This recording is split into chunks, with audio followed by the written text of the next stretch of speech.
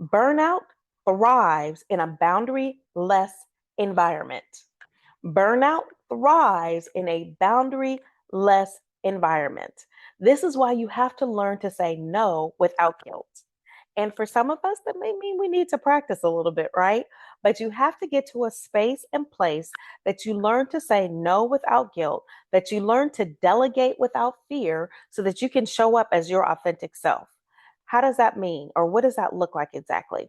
When you can delegate without fear, that means that you've learned how to protect your time.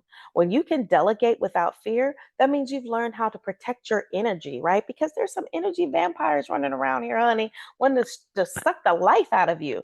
When you have learned how to say no without guilt, that means you've learned how to protect your mental space fiercely because you realize you have to set this boundary around your mental space. How else are you going to be able to process your amazing $1 million ideas, your witty inventions? How else are you going to be able to get to that space to problem solve? Because the same mind that created the problem cannot be the same mind that solves the problem. And also realizing that you can't coach yourself.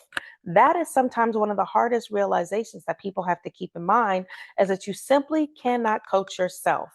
And so, what you have to decide is, and always remember that no is a complete sentence, that boundaries are bay, and that you can continue to fiercely protect yourself, your commitments, just by saying no, just by making the determination that, you know, I think it's okay if I step out or I bow out in this instance.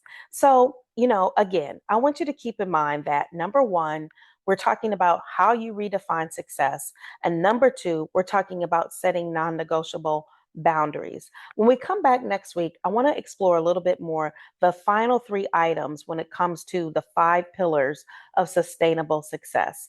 It is possible to happen. Success is very possible. And the most successful women in leadership don't just survive, they thrive. And I know that's exactly what your testimony should be as well.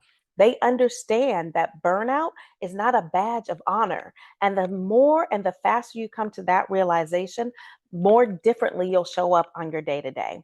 Listen, in the meantime, I want to remind you like, share, subscribe to this particular YouTube channel. If you're listening to this podcast, anywhere that podcast can be found, this is going to be a dynamic time of conversation and connection, and it's just getting started.